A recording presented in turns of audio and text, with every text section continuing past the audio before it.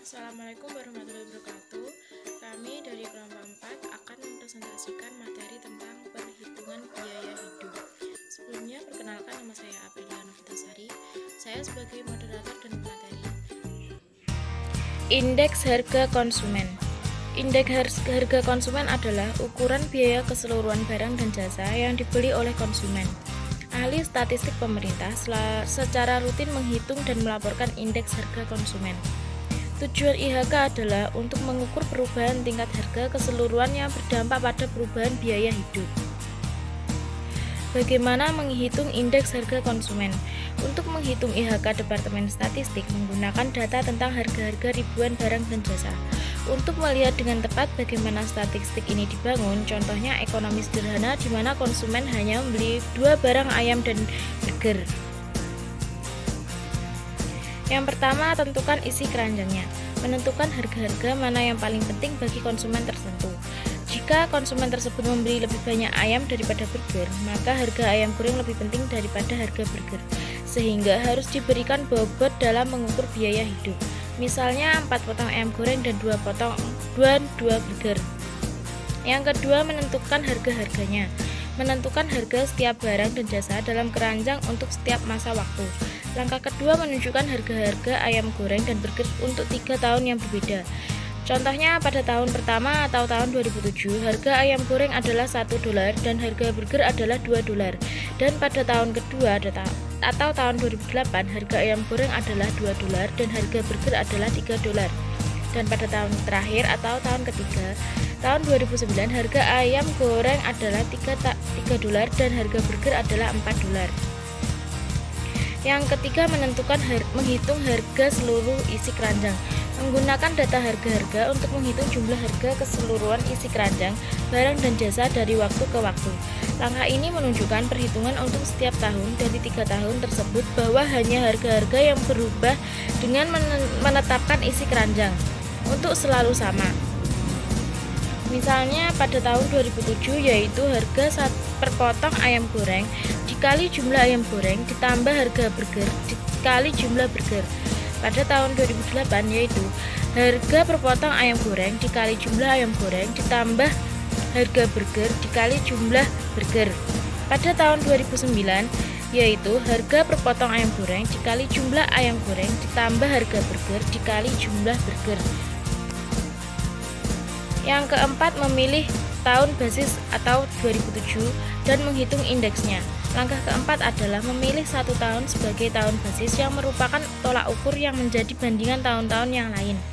Contohnya pada tahun 2007 yaitu jumlah keseluruhan tahun 2007 dibagi tahun basis atau tahun 2007 itu sendiri dikali 100, dan pada tahun 2008 yaitu jumlah keseluruhan tahun 2008 dibagi tahun basis dikali 100, dan pada tahun 2009 yaitu jumlah keseluruhan tahun 2009 dibagi tahun basis dikali 100.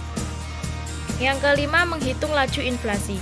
Langkah kelima adalah menggunakan indeks harga konsumen untuk menghitung laju inflasi, yang merupakan perubahan persentase pada indeks harga dari periode sebelumnya.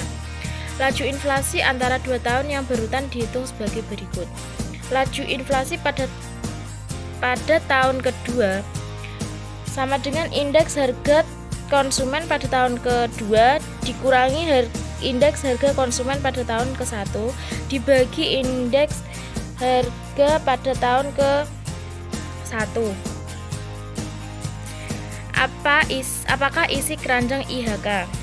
Ketika menentukan indeks harga konsumen, para ahli statistik berusaha untuk menyertakan semua barang dan jasa yang dibeli oleh konsumen tertentu. Selain itu, para ahli statistik itu juga berusaha untuk menimbang barang dan jasa ini berdasarkan berapa banyak konsumen membeli setiap barangnya. Saya Erika Anita Triandani, di sini saya sebagai pemateri. Figur 1 menunjukkan perincian belanja konsumen ke dalam kategori besar barang dan jasa untuk Singapura pada Desember 2006. Sejauh ini kategori terbesar adalah perumahan yang mewakili 40% anggaran konsumen tertentu.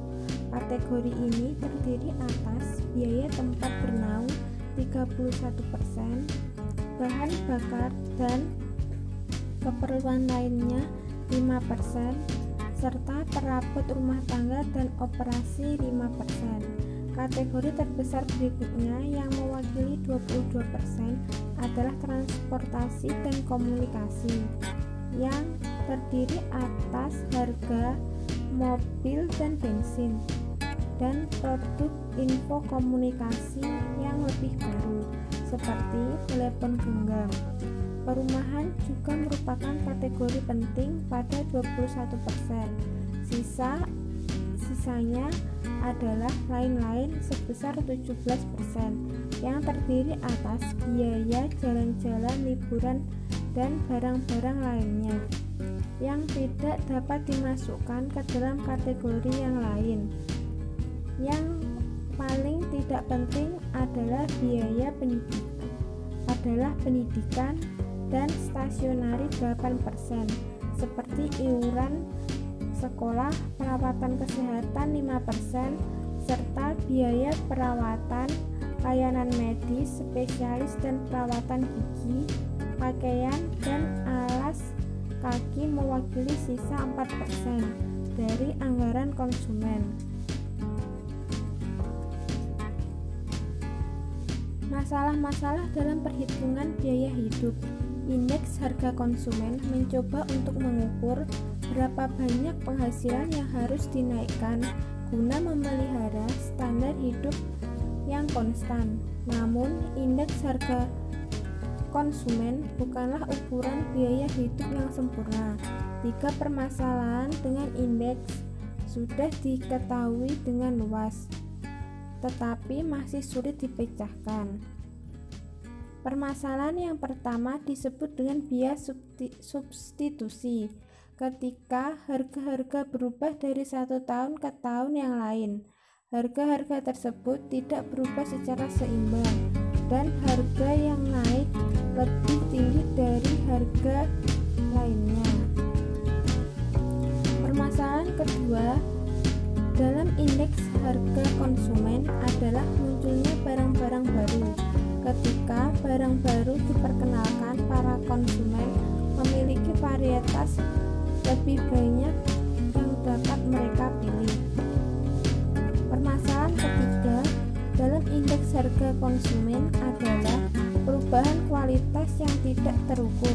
Jika kualitas barang memburuk dari satu tahun ke tahun berikutnya, nilai uang jatuh.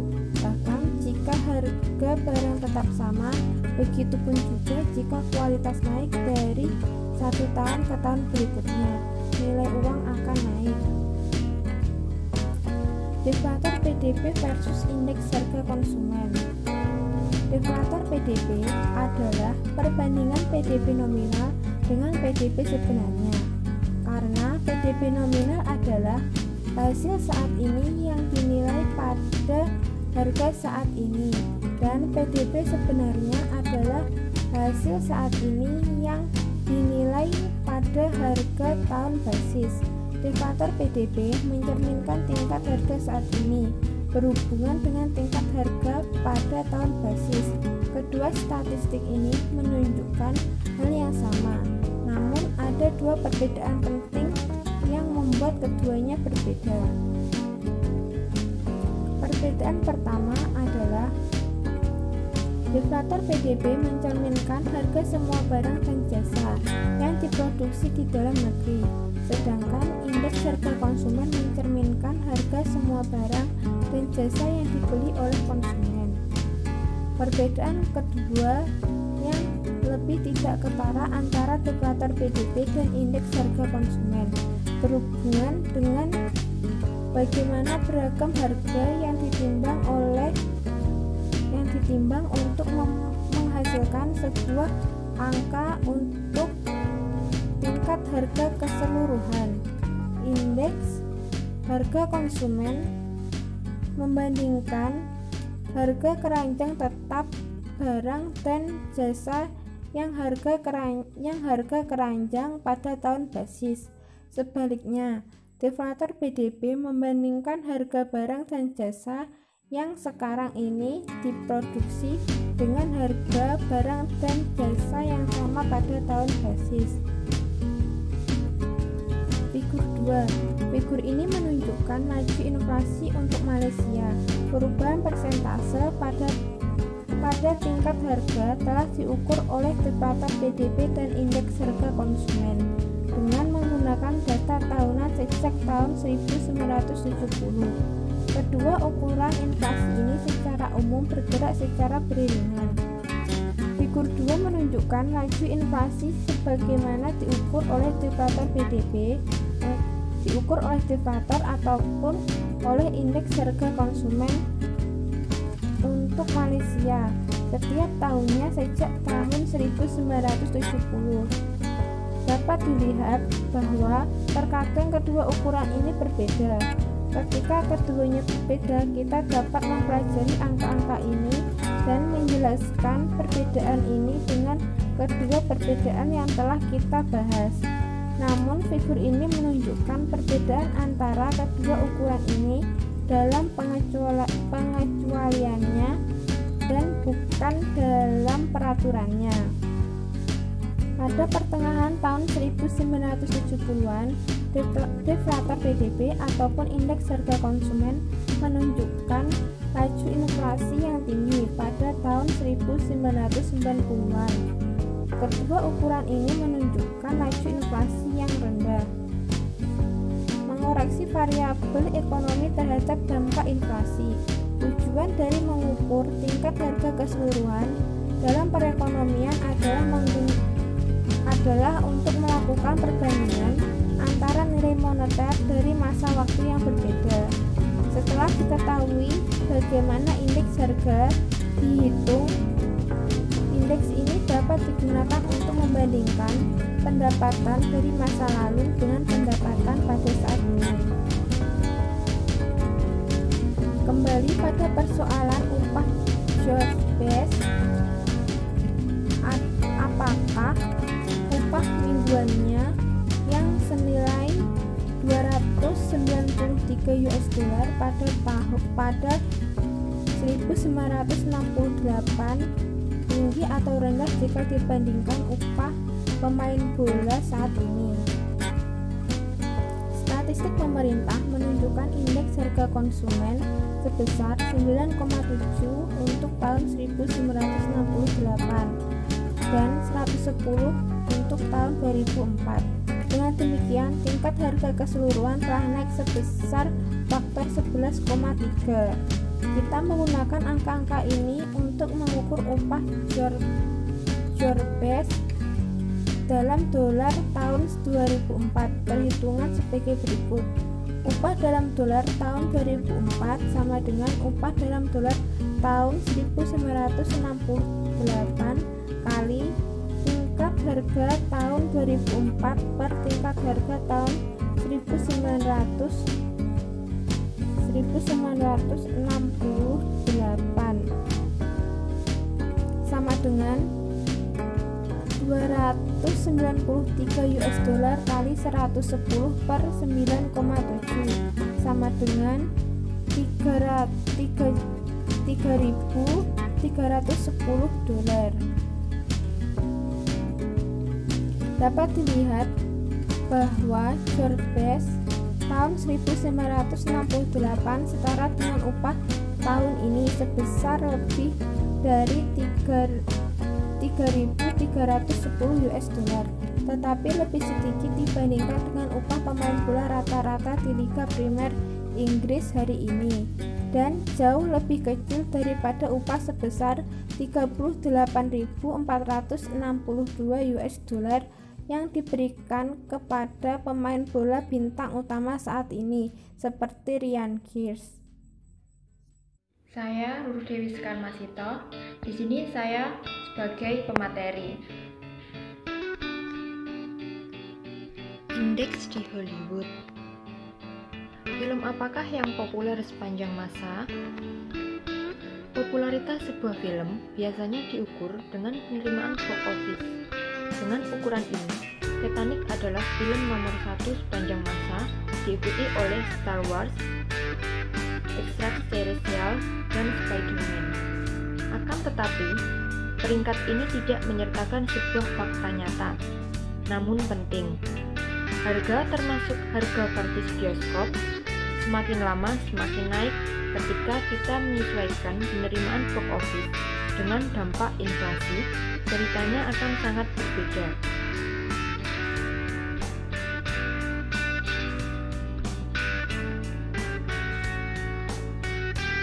Tabel 2 menunjukkan 10 film teratas yang diperingkatkan oleh penerimaan box office yang sudah disesuaikan dengan inflasi.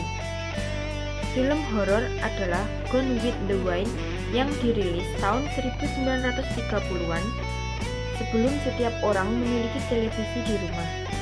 Banyak orang pergi ke bioskop setiap minggu jika dibanding dengan hari ini.